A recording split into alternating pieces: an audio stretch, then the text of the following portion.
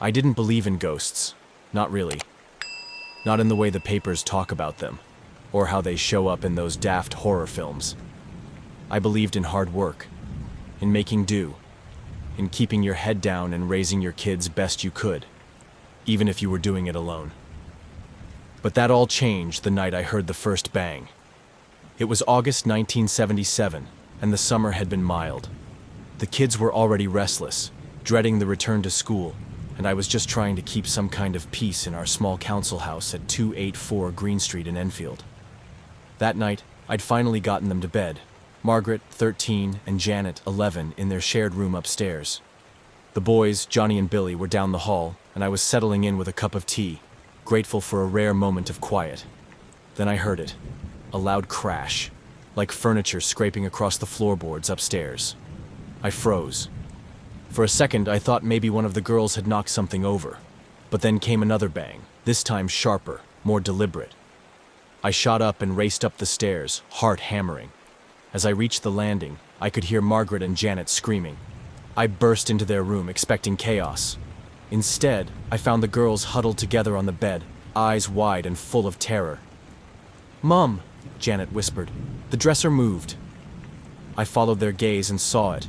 Our heavy wooden chest of drawers, the one that took me and my brother to carry into the room a year ago, now sitting away from the wall, at an odd angle. "It moved on its own," Margaret added, clutching Janet's arm. I started to scold them. I was tired, and I thought they were mucking about. "You girls need to stop this. It's late and I've had..." And then it moved. Right before my eyes, the chest scraped across the wooden floor with a slow grinding sound. It slid forward, away from the wall, as if pushed, no, shoved, by invisible hands. My words caught in my throat. I rushed forward, adrenaline kicking in, and tried to push it back. It wouldn't move. I leaned into it with all my weight, but it was as if something was holding it there. I looked at the girls. They hadn't moved. I looked around the room. Nothing. No one. Just that awful silence after the bang, thick and humming. That's when the fear crept in. Not the kind that makes you scream, but the kind that sinks into your bones and tells you deep down that your world is no longer what it was. Something was in our house. I stepped back from the dresser and pulled the girls close. "We're going next door," I whispered. "Now." We ran down the stairs, not bothering to turn off lights or lock doors. We banged on the neighbor's door, breathless and shaking. Vic and Peggy next door were kind enough to take us in. I could barely form the words. I just kept saying, "Something's wrong. Something's wrong in that house." Vic, being the brave sort, went over himself. Not 5 minutes later, he returned pale and silent. "Peggy," he said to me. I heard it too. Knocking. From inside the walls. We stayed at their house that night. I didn't sleep a wink. Neither did the girls. And though we didn't know it then, that was just the beginning. The first bang. The first warning. Because whatever had moved that dresser wasn't done with us yet. You expect help when you call the police. You expect calm, control, answers. You don't expect them to run out of your house with a face like they've seen death up close. And yet, that's exactly what happened the night the police came to 284 Green Street. It had only been a few nights since the dresser moved, since the noise started, since I saw that damn thing shift across the floor like it had a mind of its own. I hadn't slept more than an hour at a time since. The children were on edge. Janet had started sleepwalking. The boys were too afraid to be alone. And every evening, just as the sun dipped, the house would begin to breathe with something that wasn't ours. Something that knocked, scraped, tapped, and sighed through the walls and ceiling, like a thing alive. That night, the knocking came in threes, not on the door, but inside the walls. I heard it above my head while washing the dishes, then behind me in the hall, then up the stairs. Boom, boom, boom.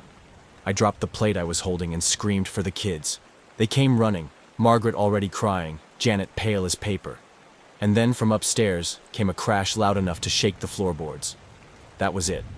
I wasn't going to wait until someone got hurt. I called the police. When the 2 officers arrived, a young constable and a composed, no-nonsense woman. I could feel their skepticism from the porch. "Strange noises, is it?" she asked, glancing past me into the dim hallway. "It's more than that," I said, my voice trembling. "Furniture's been moving, things flying through the air. There's something in this house, and I don't know what it wants." She looked at me kindly, but I could see it in her eyes. She thought I was just another single mum losing her grip. Still, to their credit, they came in and walked through the rooms with us, asking questions, poking around, checking for drafts, for rodents, for loose boards, everything you'd expect. And then it happened. We were all standing in the living room, me, the kids, and both officers, when the armchair across from us began to creak. Slowly, it tilted forward, then slid across the carpet. Not an inch, a full 2 feet. No one was near it. No string, no trick, nothing. The constable gasped. The female officer stared at the chair like it had grown legs and walked on its own. She bent down, examined it from all angles, tried to move it herself. Then she looked at me and said quietly, "I'm going to write this up." She did. She signed an affidavit that night, stating that she had seen an armchair move across the floor unaided. But after all that, after witnessing the very thing we'd been describing, they still left. "This is beyond our authority," she said. "There's nothing more we can do." I wanted to beg them to stay. I wanted to ask them how they could just walk away when my children were afraid to sleep, when the house itself seemed to pulse with something hateful and alive. But they couldn't help us. They weren't trained for this. Who would be? When the door closed behind them, the house fell silent again. But it wasn't peace. It was the kind of silence that made your ears ring, that made you feel watched. That was the first time I truly understood. We were on our own. And whatever was in this house, it didn't care that we'd called the police. If anything, I think it liked the attention. It didn't want me. Not really. Whatever was in that house, it wanted Janet. And it wasn't shy about making that clear. In the days after the police left, the activity didn't just continue. It multiplied. The noises came at all hours, sometimes as whispers in the walls, other times as thunderous bangs that made the windows rattle. But it was the objects that started to move next. Toys left in corners would fly across the room. The kettle whistled without a flame. The lights flickered even when the bulbs were new and the wiring had just been checked. The house, our home, had turned into a playground for something we couldn't see. It started with the Lego. Janet and Johnny had been building on the floor when a piece shot across the room like a bullet and smacked Janet square on the cheek. We all thought she'd thrown it herself until another piece hit the wall beside me. Then another. The air was still and no one was near them. We watched in horror as one brick slowly lifted on its own and zipped through the air, slamming into the cupboard door with a force no child could have managed. And it didn't stop there. Cold spots began appearing in the house. Sudden, unnatural chills that froze the tips of your fingers and turned your breath visible. I'd check the windows. Closed. I'd check the vents. Nothing. It would come and go, like something brushing against you, icy and deliberate. But Janet became its favorite. She'd wake up in the night, drenched in sweat, screaming that something had pulled her out of bed. More than once, I found her sprawled on the floor, eyes wide, crying that she had been floating. I wanted to believe she was dreaming. I needed to.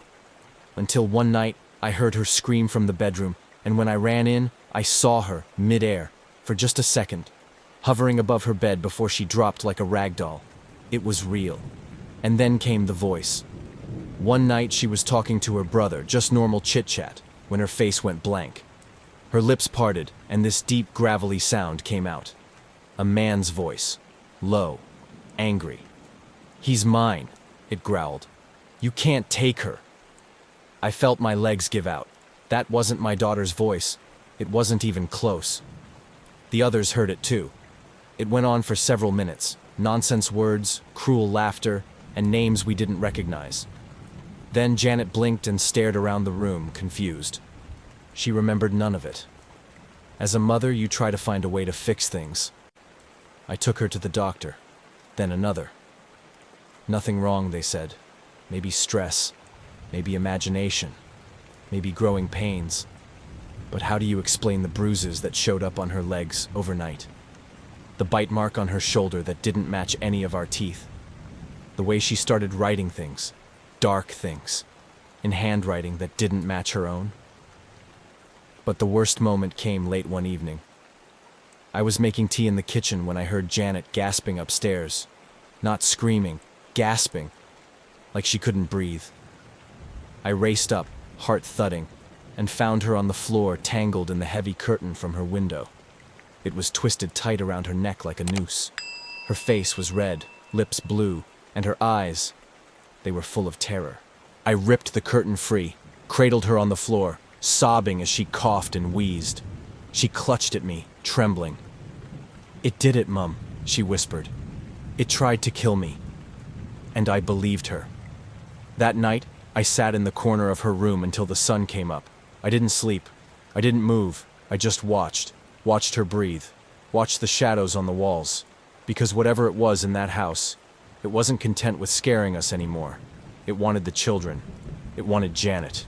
And I was powerless to stop it. The first time I heard it speak through Janet, I dropped the mug in my hand and didn't even notice the pieces slicing into my skin, because no sound like that should ever come from a child. It was late October by then, and the house had become a battleground. Objects still moved on their own. The cold spots had turned to freezing pockets that lingered. Neighbors stopped visiting. Friends stopped calling. We were on our own, left to survive night by night. But nothing prepared me for what happened that evening. Janet had been acting strange all day, quieter than usual, like she was listening to something none of us could hear. She wouldn't eat, wouldn't smile, just stared at the corner of the room near the fireplace, like something was waiting there. That night, she sat cross-legged on the floor of the living room, surrounded by the Society for Psychical Research team, Morris Gross and Guy Lyon Playfair. They'd been visiting nearly every day now, documenting everything, scribbling notes, running tape recorders. I didn't know if they were helping or just feeding the thing more attention, but they were the only ones who didn't call us mad. Janet stared at the wall in silence. Then, without warning, her back went stiff, and her lips parted. The voice that came out didn't belong to her. It wasn't just deep. It was guttural, thick with phlegm, like something had clawed its way out of a grave and lodged itself in her throat. "My name is Bill Wilkins," it rasped. "I lived here. I died in that chair." The room fell dead quiet. Maurice's pen stopped moving. Guy dropped his tea. The other kids backed away slowly. Margaret looked at me, eyes wide with disbelief, and whispered, "Mom, that's not her." Janet sat motionless, eyes half-lidded, lips still twitching slightly. Then the voice came again, rougher this time, angrier. "I had a hemorrhage. I was sitting in the chair, and I just died." Maurice leaned in, hands trembling, and asked, "Who are you really? Why are you here?" The voice replied, "This is my house." The sessions continued. Days turned into weeks. That voice returned again and again, always through Janet, always more aggressive. Sometimes she'd convulse beforehand, sometimes her face would go slack, like she wasn't even there anymore. It wasn't just the voice that changed. It was her whole demeanor, her posture, her tone, the way she moved her hands like an old man. It was as if someone, or something, was borrowing her body. They recorded hours of these sessions, dozens of names, strange phrases, even foul language no 11-year-old should have known. And yet, when it was over, Janet would blink, confused, and ask, "What happened?" It wasn't long before Maurice began digging into the house's history. I thought he was wasting his time. Then one afternoon, he came back pale and shaken. "Peggy," he said, sitting me down at the kitchen table. "There was a man named Bill Wilkins. He lived here. Before you. Died in the front room. Of a brain hemorrhage." I stared at him. "That's what the voice said." He nodded. Exactly what the voice said. The chill that passed through me in that moment. I've never felt anything like it. It wasn't fear. It was confirmation that whatever was speaking through my daughter wasn't just a figment of her imagination. It had lived. It had died. And now, it had returned. The next day, the voice started talking on its own. Even when Janet wasn't in a trance, even when she was asleep, I'd hear it, muffled inside the walls, breathing, growling, laughing. Sometimes it called out names, mine, Margaret's, even the researchers. Sometimes it just said, "Get out." One night I walked past the living room and heard the television on, though no one had touched the remote. Static filled the screen, but the voice whispered from the speaker, "You're not welcome." I switched it off. It turned itself back on. Janet got worse. She started sleeping with her hands tied to the bedposts, not by us, by her own request. She was afraid she'd hurt someone in her sleep. She'd wake up screaming, sometimes with scratches down her arms, bruises on her legs, and no memory of how they got there. And still, the voice kept coming. No priest would come near the house. No one had answers. The researchers could document it, tape it, study it, but they couldn't stop it. And I couldn't protect her. My own daughter, possessed, or at the very least haunted, by the spirit of a man who died in our living room. A man who wanted his house back. The walls no longer felt like walls. They breathed. They whispered. They remembered. And the voice inside them wasn't going anywhere. Not yet. By the winter of 1977, our home no longer felt like ours. It had changed. Not just in atmosphere, but in presence. The walls breathed differently. The light fell heavier. The rooms, they didn't just hold furniture anymore. They held eyes.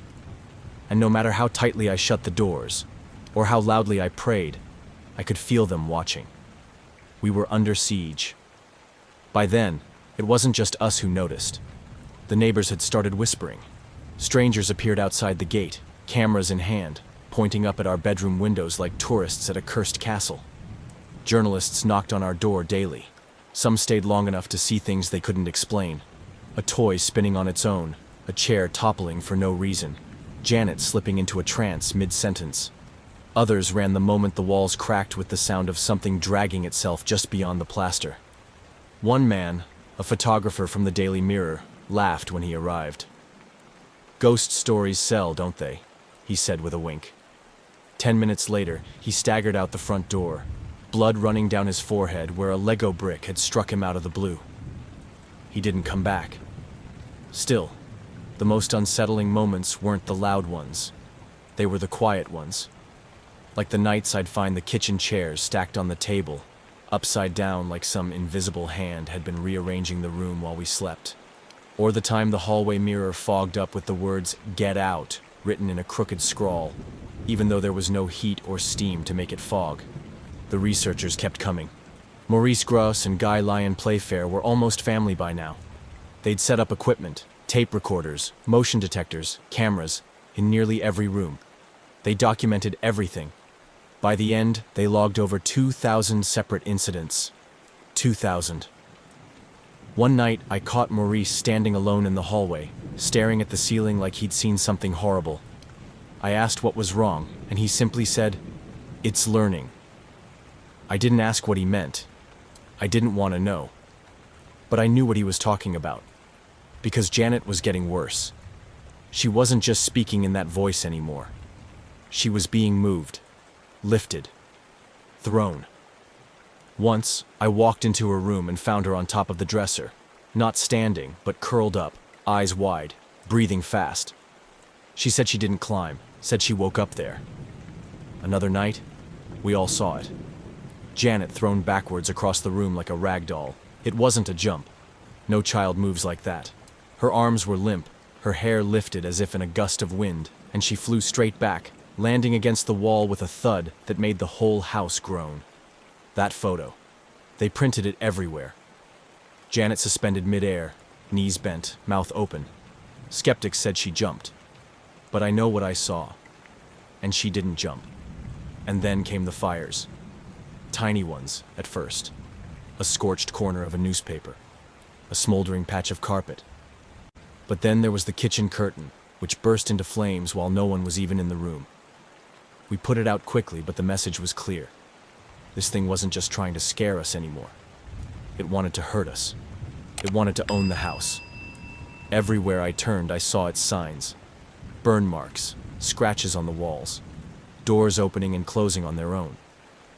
Margaret found her school books shredded one morning, pages torn to ribbons. Johnny started sleepwalking, always ending up at the same spot, standing in front of the living room chair where Bill Wilkins had said he died. Even I wasn't spared. I'd wake up at night feeling breath on my neck and a voice whispering my name. Not Janet's voice. Not anyone's voice I knew. Just a slow, slithering whisper like wind through gravel. Peggy. Once I opened my eyes and saw a shadow pass across the ceiling. No form. No face. Just a crawling, seething blackness that disappeared into the corner. And still, no one could help. Not the priests who wouldn't return our calls. Not the journalists. Not even the researchers, who now looked more exhausted than curious. The house had broken all of us in different ways. I slept with the lights on. I slept with a rosary in my hand, even though I'd never been particularly religious. Every sound became a threat. Every silence, a trap. We weren't just haunted. We were hunted. And the thing in our house had grown bolder, smarter, stronger. It didn't knock anymore. It slammed. By the spring of 1978, we were out of explanations, out of strength, out of hope. Every night brought something new, something cruel. Janet was barely eating. Margaret stopped speaking in full sentences. The boys clung to me wherever I went, and I couldn't remember the last time I'd slept more than an hour without waking up drenched in fear. That's when Ed and Lorraine Warren came to Green Street. They weren't like the others, not journalists, not skeptics, not academics with notebooks and tape recorders. They walked in with quiet eyes and heavy hearts, as if they'd seen this sort of thing before, as if they already knew what was waiting for them inside our walls. Ed didn't say much. He walked the halls, ran his hand along the banister, stood in the rooms as if listening for something beneath the surface. Lorraine, though, she stepped inside and froze almost immediately. Her eyes didn't scan the room like she was looking. They locked on one spot near the ceiling of the living room, and she whispered, "It knows we're here." I didn't ask what she meant. I didn't have to. They spoke with the researchers, with Janet, with me. But more than that, they listened. To the air, to the floorboards, to the silence between the knocks. I remember Lorraine looking at Janet with this heartbreaking tenderness and saying, "You didn't invite it. It chose you because you're open, because you were vulnerable." The guilt hit me like a truck. I wanted to scream. I wanted to beg them to fix it. But I didn't say a word. I just nodded because some part of me already knew the truth.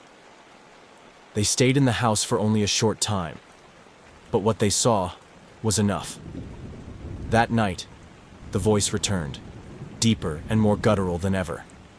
"Leave them," it growled through Janet. "She's mine." The lights flickered. The floor shook. Lorraine stepped forward holding a crucifix. "You are not welcome here," she said softly but firmly. "You do not belong in this, child." And then Janet screamed, a sound that didn't sound human, so primal, so pained, like something being ripped from inside her. She collapsed in Ed's arms, shaking violently. The next morning, Lorraine sat me down in the kitchen. Her hands were trembling slightly, but her voice was calm. "This isn't just a ghost, Peggy. It's not the spirit of a man who died here. It's something older, something that pretends, something that feeds." "On what?" I asked, though I already knew. "Fear," she said. "Confusion. Pain." She looked me dead in the eye. "You need to stop feeding it." But how do you stop feeding something that lives in your bedsheets, that breathes with your walls, that speaks through your child? How do you not fear that? They gave us advice, spiritual protections, cleansing rituals, prayers, but they also gave us a warning. "You won't be able to make it leave. Lorraine said. Not completely. But you can weaken it. You can make it sleep. That word, sleep, stuck with me. Because I knew then that this wasn't something we'd ever truly be rid of. At best, we'd learn to live around it. When they left, the house felt even colder than before. As if it had been challenged, as if it had lost something, or someone. And for a while, the violence lessened. The voice came less often. The objects stayed still. Janet seemed to return to herself. But I knew it was only because it was watching, waiting. The Warrens believed us. That alone brought me some comfort. But it also terrified me more than anything else ever had. Because if they were scared, then what hope did we have? Whatever had latched onto our family, it wasn't just a ghost. It was something darker. Something that didn't need chains or knives or doors to harm us. It only needed us. Our fear. Our brokenness. And it was growing stronger. It didn't end with a bang. No final scream. No dramatic exorcism or flash of light. It ended with silence. A silence so thick, so absolute, it felt louder than all the knocks and voices that had come before. By the time winter of 1978 gave way to the new year, the chaos had begun to slow. The knocks that once shook the walls came less frequently. The cold gusts, the flung toys, the whispers in the night. One by one, they faded, as if the house had grown tired, or bored, or maybe it had gotten what it wanted. Janet, my brave, battered little girl, had grown distant, withdrawn. The researchers suggested she see someone who could help her unpack the trauma, or maybe rule out something deeper. She spent weeks under evaluation. I missed her like I'd lost her. But when she came home, she smiled again. Not all the way, not the way she used to, but it was something. A start. The investigators still visited. Maurice and Guy would check their equipment, sift through old recordings, scribble notes. But the urgency was gone from their eyes. They began to say things like, maybe it's subsiding naturally, or these events tend to lose energy over time. But no one dared say it was over. Because how do you close the chapter on something you never understood in the first place? We stayed. Not out of defiance, not because we were strong or heroic. We stayed because there was nowhere else to go. Council housing didn't offer easy exits, and even if it did, where would we run? The thing hadn't haunted a room. It had haunted us. And yet, without the chaos, I found myself missing it. That sounds mad, I know. But the silence was worse. When the house was loud, at least we knew where it was. Knew what it was doing. Knew it was there. The quiet felt like a trap. Like something lurking just out of sight. Waiting. Watching. Some nights I'd wake up in a sweat, convinced I heard the floor creak outside my bedroom door. Other times, I'd walk into the girls' room and swear I saw the curtain flutter, though the window was shut. But nothing ever happened again. Not like before. The press moved on. The neighbors stopped staring, and the world forgot us. Except for the skeptics. Years later, the accusations started. It was all a hoax. They made it up. The kids were acting. They pointed to the photos, the recordings, the interviews, and twisted them into stories that made them feel safer. I suppose it's easier to believe in liars than in monsters. Yes, Margaret and Janet admitted to a few tricks. A couple of moments when they got caught up in the attention and pushed a chair or threw a toy. Just to see if Maurice would catch us, Janet once said. He always did. She told me that maybe, 2% of it wasn't real. But the rest? The bruises. The burns. The voice that spoke in the dead of night from a girl who barely weighed 6 stone. The levitations. The fire. The fear. You don't fake fear like that. Janet grew up, moved away. She built a life, a family. But I know part of her still carries it, like a shadow stitched into her bones. Margaret, too. Even the boys remember more than they let on. As for me, I never left 284 Green Street. The council offered us relocation once, years later, but I declined. It sounds strange, but after everything, this house had become a part of me. I'd memorized its moods, its patterns. I felt safer with the devil I knew. Now I'm older. The kids have lives of their own. The researchers have passed on. And the house is quiet. Still. But sometimes, in the dead of night, I'll sit in the living room. The same one where the armchair once glided across the floor on its own. And I'll hear something. A breath. A sigh. The soft creak of a floorboard with no footsteps to follow. And I wonder, did it ever really leave? Or is it still here, just waiting, for one of us to remember?